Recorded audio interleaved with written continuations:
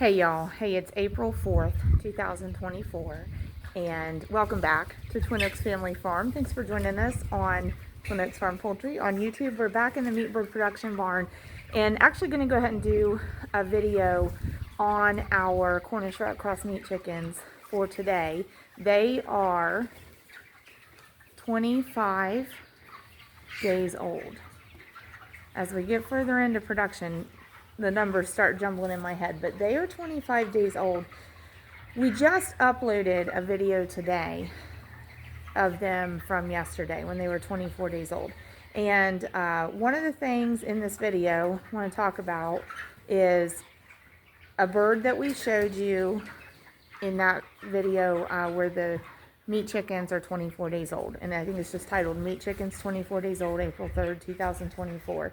So we showed you a bird that was showing some indicators to us, made us believe the bird was in heart failure. And I said, certainly within 2 to 3 days, we expect this bird to pass away.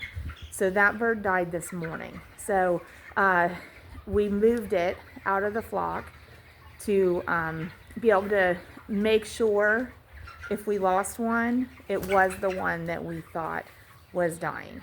So it did. And so we actually, since then, pulled out a second one that also looks like heart failure. And it's over in that recovery pen with the 4 that we had separated earlier, to our runts and to our injuries. So the runts are growing quickly. The injuries are both improving way better than we expected. So where does that put us on numbers? So it makes the total flock population 122, but we have 5 pulled out in recovery pen. So basically we're not counting those in the population that we anticipate taking to the processor. So we're saying 117. So going to turn the camera around, and we're actually going to talk about the bedding a little bit again today, but going to talk about the feed. So if you're raising meat birds, new to raising meat birds, or just have a question about the feeding schedule, you want to stay here for this video. We had a great question from a viewer actually on yesterday's video's comment thread. So that would have been the video Meat Chickens 24 Days Old. There was a great question on that comment thread about our feeding schedule. So I'm going to kind of address that because we've talked about it before, but we don't talk about it frequently, I don't think. And we'll talk about it again, but it's a good opportunity to mention it and kind of show you what our routine with the feeding is. So I'm going to turn the camera around. And the first thing we're going to say is, I want to ask y'all, as you look at these birds, can you pick out the imposter? So we have, so there'd be 117 Cornish Rat Cross meat chickens here. And in their barn, we have it, it's a small barn, but we have it split into 2 pens. And right beside them, their neighbors are where that recovery pen is of the 4 birds that we've pulled out. And there's also 12 pullets that will be egg production birds.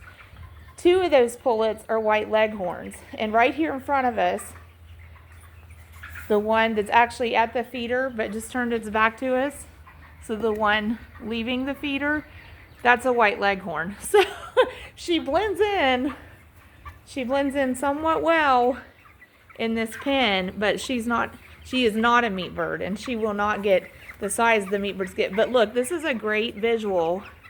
So these 2 birds standing with their faces going the same direction, eating. The one eating is a white leghorn. Okay, that one that we can see its eye looking at us now. And then, so she just left the feeder, and then that one still eating is a Cornish Rat Cross meat chicken.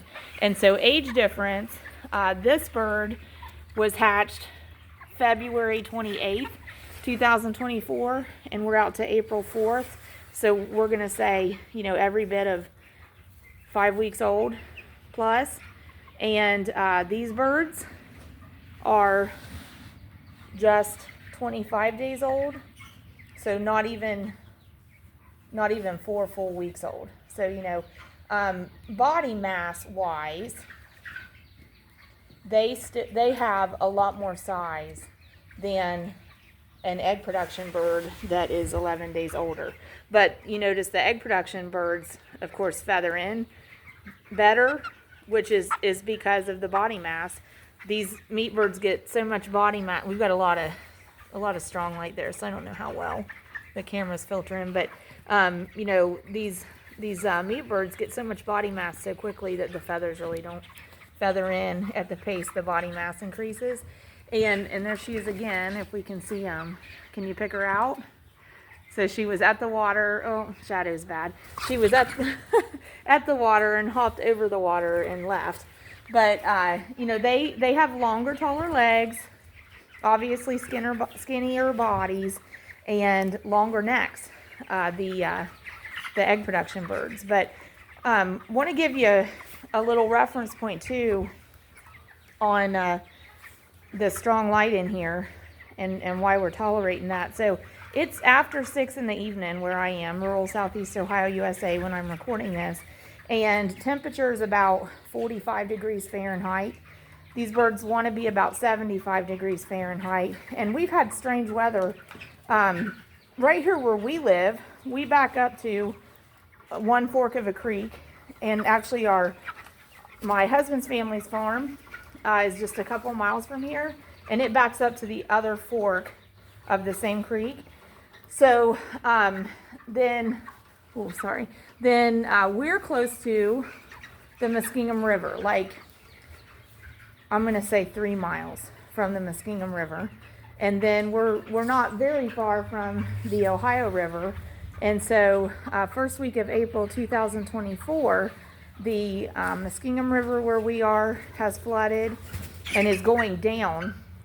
The Ohio River is flooding currently and won't crest for probably another 24 hours. So don't y'all know if y'all have heard of Marietta, Ohio, along the Ohio River. I believe at the confluence of the Muskingum and the Ohio River. They are getting serious flooding now, and it's not supposed to crest until like 24 hours from now. So probably, I think I've heard something like the worst in 15 years. Like it's been 15 years since we'd had flooding like this for them. And our thoughts and prayers are with our distant neighbors over in Marietta and around the area. And there has been a lot of flooding in our area. Like I said, right where we are, like 2-3 miles from us, it's going down. But where the Ohio River is flooding, that is still going up. So we had all kinds of rain when they were getting the bad storms, Charleston, West Virginia area, that we were concerned about a couple days ago. And so we got a bunch of rain. So then that impacts us with flooding going on after the fact. So at any rate, what was going on today was we've had crazy weather, rain, hail, etc., and we had the barn closed up all day because we just couldn't get a good opportunity to get the doors open. So 6 o'clock in the evening, about 45 degrees Fahrenheit feel. The birds want to feel about 75, but if we can get sun in on them, that helps make it warmer feeling for them in the barn. So that's what we've got going on there. So here we put some fresh bedding down to give you a visual of the fresh bedding versus the used bedding. Okay, so we've talked before about how they just pack it down. They pack it all down. Okay, a lot of manure crusted right here.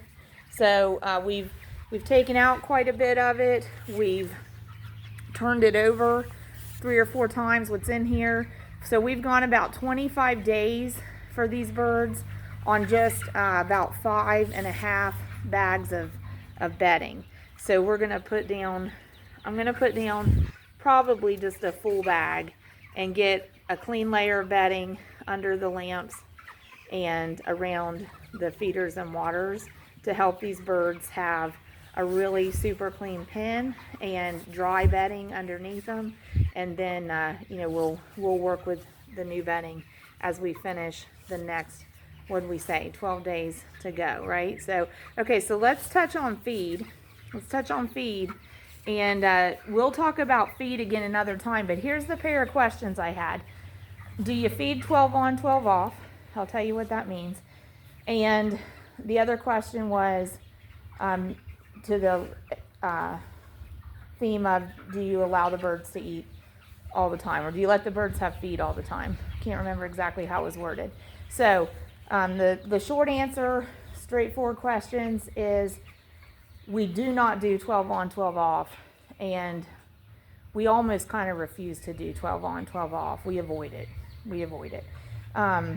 The other question, do we let them have food all the time? Yes, we do. Yeah, we do. We keep the feeders in all the time. So whatever the situation is, for whatever stage we're at, we basically let them have access to food anytime they want it. When they're younger, we start off with the narrow, long trays that have the flip lids that are detachable, and we let them have that food all the time. We introduce it about 2 hours after they move in. So when they're hatched and they're shipped to us, and then we move them in, we don't have food down on the floor for them then. We have water down then, okay? And then we let them move in. We let them get settled about 2 hours. Oh, wish we'd seen that. I was looking down, had to point the camera down, and y'all didn't get the effect of that. Those two, ran at each other and like chicken fight postured, because that's what they do after a certain age, but we missed it. Sorry. So anyway, so we move them in and we let them get settled in for a couple hours before we feed them. And what that kind of does for us is it lets them, get here, and it lets them sort of shake off the stress from transport. And we have the water in the pen waiting on them. And so they get to have a good drink of water before we even put any food into their system. And that helps their digestive system begin to work. Okay, so we don't overload it before we give it an opportunity to start working. We give it an opportunity to start working first, and then we put food in it. And then, they'll figure out where the food is. And so we start with those trays with the lids off. Then we put the lids on. And then when they get to the point that they're either eating those empty so fast we can't keep up, or they're outgrowing them size-wise, we make sure to get these bigger feeders in here, okay? And so, these might hold 40 pound of feed at a time, something like that. And so we actually have 1, 2, 3, 4, 5, 6 of them in here now. We have 6 of them in here now. We have 2 more we're going to put in because we want them to always have easy access to food, all right? So we're going to make sure that we've got plenty of feeders around. We also really want enough actual space at each feeder that each bird can get around it, okay? And we leave it in all the time. So basically, we have a target feed consumption that we want the birds to eat, and we plan on every bird eating 10 pounds of feed from start to finish. Okay, so then you can scale that. Like, are you going to raise 12 birds or 20 birds or 25 birds or 50 birds or 100 birds or 400 birds?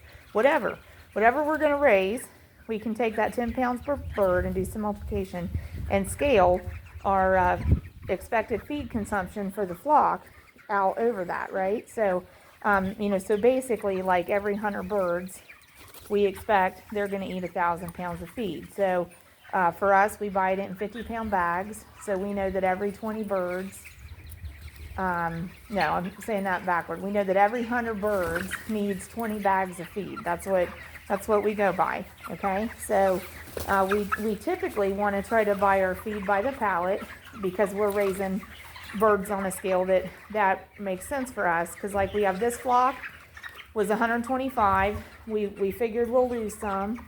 And then we have a flock of 125 right behind them. So in general, 20 bags per 100 birds, 250 birds, about 40 bags of feed. So we bought a skid of feed, right, for them, for the 2 flocks. So So these birds have consumed almost 600 pounds of feed. So we're at day 25. So, we're going to say, because these feeders are almost all empty. So we're going to say day 25, they've consumed 600 pounds of feed.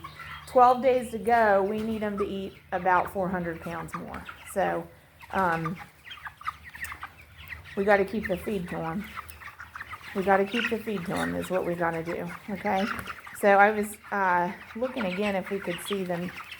Oh, there she is. So see clear down at the end? That is not a meat bird. That one is not a meat bird. She's the leghorn over here in the meat bird side. So, there's a good opportunity to see them together, all right? But, so the feed, we leave feeders in all the time. The only adjustment is when we go from the baby trays to the big bird feeders. And we introduce those like 1 or 2 feeders at a time, make sure they're going to eat out of it and get them used to where to find it, and then they're good to go. Look. So you can tell, right, which one is the meat bird and which one is the leghorn. And she's 11 days older. So the one closest to the yellow panel, that crate, she's 11 days older than the other one. All right. So right now they're similar size. And these birds are going to grow bunches in the next 12 days. They're not even going to look like this 12 days from now. But number one reason, give you the short story on why we don't take the feed out. Once upon a time, at a little poultry farm called Twin Oaks Family Farm, when we were novices at raising Cornish raw cross meat chickens, we read you feed them 12 on, 12 off. You feed them free choice for like the first week, and then you leave the feed in for 12 hours and you take the feed out for 12 hours. So that's what we did. At the time, we didn't have these metal feeders. We just had these, okay? And I don't have an empty one handy to grab, but if you had that feeder empty and we turned it upside down, in the middle of the red tray on the bottom, it's like a hollow space in there. And it's big enough that a chick can sit in it, okay? Like, a week-old, 2-week-old chick could sit in there. Well, one day I went to see the meat birds and had however many of these feeders we had. Probably had maybe a flock of 50 or something at that time. And I set, it's the leghorn, and I set the feeders down in the pen for them, and then waited the 12 hours and took care of them throughout the day. Went back in 12 hours later to take the feed out. Oh dear. Went back in 12 hours later to take the feed out, and I lifted up. So you could hang these, I think, but we always set them. So I lifted it up, and like right underneath it was a chick. So what's that tell us? That chick had sat there under that feeder for 12 hours because I didn't see it when I set the feeder down. And the thing is, if these birds have feed taken away from them, they, in our situation where there's light overhead, even if it's from heat lamps, they're just getting hungrier and hungrier and hungrier the longer that feed isn't there. And if they have to get hungry long enough, they stop being hungry and they start being hangry, and they want food. And then when you come back to set feed in, they are like a school of piranhas. They got to have the feed, and they got to have it right now. And they don't have time for however long it takes you to get however many feeders in the pen you've got. The first feeder that comes in, they're all on it, okay? So, what we found is, like when we had raised 12 Cornish raw cross meat chickens, it kind of worked okay to do 12 on and 12 off because I could get a feeder big enough to accommodate 12 chickens. And when I set the feeder down, they could all get there and eat. All right. But when I had that incident with that little chick getting stuck under that feeder, it was one of these, getting stuck under that feeder for 12 hours, I said, never again. We're not doing it again. We're never taking feed out again. It's going to stay in there, and if they eat it empty, they eat it empty, but I'm not moving the feeders out. So so in general, we leave the feeders in, and we make sure there's feed in them, because honestly, seriously, when these birds eat it all down, if they have to go without feed for a while, they're going to become a difficult set of personalities to deal with. Now, a little caveat to that is that if you're raising them like in chicken tractors, where they have natural nightfall and they actually experience darkness part of the day and daylight part of the day, then they're naturally not going to be eating at night. But when sunlight kicks in and they're waking up, they're going to be hungry, and there better be some feed there. And again, you're in the same situation. If they're waiting on you to bring feed and you got to set feed in, I mean, it's going to be the running of the bulls, you know, for them getting to the feed. So what I found was when we started scaling to flocks of 100 or more, I can't set feeders in here fast enough to satisfy them without it being a free-for-all that is not quite to the point of a bloodbath. But I mean, there ain't nobody as determined as a meat bird wanting to eat. So, you know, so anyway, so that's when we decided, you know what, we're not pulling feed for 12 hours. We're not doing 12 on, 12 off. We're feeding them. We're full feeding them, free choice, 24 hours a day, all the production. And then the other part of that, the other reason that works for us is because we're trying to finish birds like in 5 and 6 weeks. Okay, so we need them to eat all the time. If you want to finish these birds like in 8 weeks, we'd want to do something different, because if we just let them eat round the clock for 8 to 10 weeks, they're probably going to die before the end of production. So they're not going to, you know, they're going to be flock loss. They're not going to make processing for you. So I can understand why, if you want to raise them longer, you want to consider something like 24 on and 24 off, and all the conventional wisdom about raising meat birds. When you're looking up how do we do this, that's what it tells you to do. It tells you that. It tells you feed them free choice for about a week and then pull the feeders overnight. But if they're anywhere that they have light overhead, or they have even heat lamps on overnight, they're going to have stimulation to go to food and to satisfy their appetite to eat around the clock. So if they're going to have that drive around the clock, we need to make sure that there's food there for them to utilize that drive around the clock. So that's our opinion on that. We say feed them around the clock, but we're not going to say it's wrong to do 12 on and 12 off.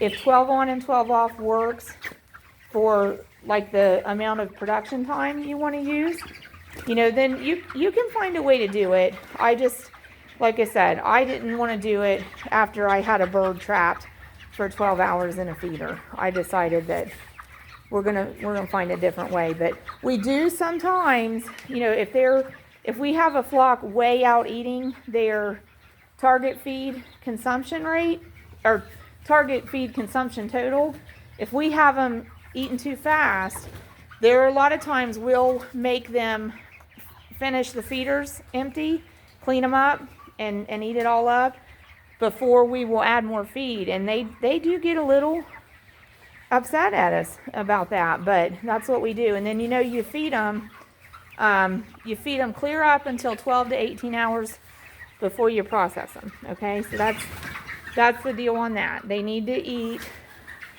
well throughout production, and then they need to have a total feed withdrawal at 12 to 18 hours before processing. So, okay, so light shifted, and we're going to have to get the birds settled down and got some chores to do, and we're going to put new bedding down. But thanks for joining us, y'all.